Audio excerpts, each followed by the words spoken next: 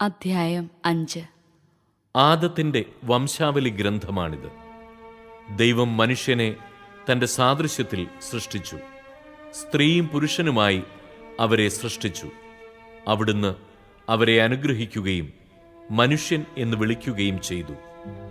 ആദത്തിന് 130 വയസ്സായപ്പോൾ അവന്റെ സാദൃശ്യത്തിലും ഛായയിലും ഒരു പുത്രൻ ജനിച്ചു. ആദം അവന് സേത്ത് എന്നു പേരിട്ടു. സേത്തിന്റെ ജനനത്തിനു ശേഷം ആദം 800 വർഷം ജീവിച്ചു. അവന് വേറെയും പുത്രന്മാരും പുത്രിമാരും ഉണ്ടായി. ആദത്തിന്റെ ജീവിതകാലം 930 വർഷമാണ്. അതിനുശേഷം അവൻ മരിച്ചു. സേത്തിന് 105 വയസ്സായപ്പോൾ എനോഷ് എന്നൊരു പുത്രനുണ്ടായി. എനോഷിന്റെ ജനനത്തിനു ശേഷം സേത്ത് 807 വർഷം ജീവിച്ചു. അവന് വേറെയും പുത്രന്മാരും പുത്രിമാരും ഉണ്ടായി. സേത്തിന്റെ ജീവിതകാലം 912 വർഷമാണ്. അവനും മരിച്ചു. എനോഷിന് 90 വയസ്സായപ്പോൾ കെയ്നാൻ എന്ന പുത്രനുണ്ടായി. കെയ്നാന്റെ ജനനത്തിനു ശേഷം എനോഷ് 815 വർഷം ജീവിച്ചു. അവന് വേറെയും പുത്രന്മാരും പുത്രിമാരും ഉണ്ടായി. എനോഷിന്റെ ജീവിതകാലം 905 വർഷമാണ്. അവനും മരിച്ചു. കെയ്നാന് 70 വയസ്സായപ്പോൾ മഹലലേൽ എന്നൊരു മകനുണ്ടായി. മഹലലേലിന്റെ ജനനത്തിനു ശേഷം കെയ്നാൻ 840 വർഷം ജീവിച്ചു. അവന് വേറെയും പുത്രന്മാരും പുത്രിമാരും ഉണ്ടായി. കെയ്നാന്റെ ജീവിതകാലം 910 വർഷമായിരുന്നു.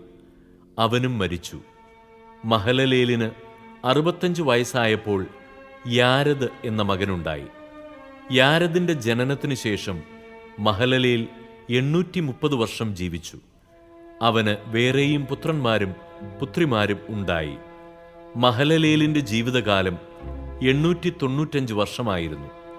അവനും മരിച്ചു. യാരദിന് 162 വയസ്സായപ്പോൾ ഹെനോക്ക് എന്ന പുത്രനുണ്ടായി. ഹെനോക്കിന്റെ ജനനത്തിനു ശേഷം യാരദ് 800 വർഷം ജീവിച്ചു. അവന് വേറെയും പുത്രന്മാരും പുത്രിമാരും ഉണ്ടായി. യാരദിന്റെ ജീവിതകാലം 962 വർഷമായിരുന്നു. അവനും മരിച്ചു. ഹെനോക്കിന് 65 വയസ്സായപ്പോൾ മെത്തുശലഹ് എന്ന മകനുണ്ടായി. മെത്തുശലഹിന്റെ ജനനത്തിനു ശേഷം ഹെനോക്ക് 300 വർഷം കൂടി ദൈവത്തിന് പ്രിയപ്പെട്ടവനായി ജീവിച്ചു. അവന് വേറെയും പുത്രന്മാരും പുത്രിമാരും ഉണ്ടായി. ഹെനോക്കിന്റെ ജീവിതകാലം 365 വർഷമായിരുന്നു. ഹെനോക്ക് ദൈവത്തിന് പ്രിയങ്കരനായി ജീവിച്ചു. പിന്നെ അവനെ കണ്ടിട്ടില്ല. ദൈവം അവനെ എടുത്തു. 187 വയസ്സായപ്പോൾ മെത്തുശലഹ് ലാമെക്കിന്റെ പിതാവായി.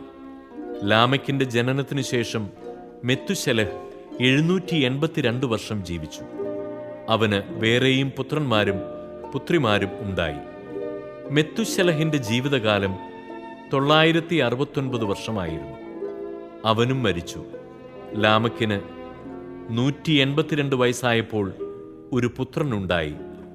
കർത്താവ് ശപിച്ച ഈ ഭൂമിയിലെ ക്ലേശകരമായ അധ്വാനത്തിൽ അവൻ നമുക്ക് ആശ്വാസം നേടിത്തരുമെന്ന് പറഞ്ഞ് അവനെ നോഹ എന്ന് വിളിച്ചു. നോഹയുടെ ജനനത്തിനു ശേഷം ലാമക്ക് 595 വർഷം ജീവിച്ചു. അവന് വേറെയും പുത്രന്മാരും പുത്രിമാരുമുണ്ടായി.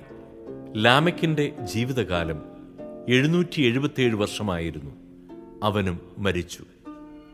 നോഹയ്ക്ക് 500 വയസ്സായതിനു ശേഷം ഷേം, ഹാം, യാഫത്ത് എന്നീ പുത്രന്മാരുണ്ടായി.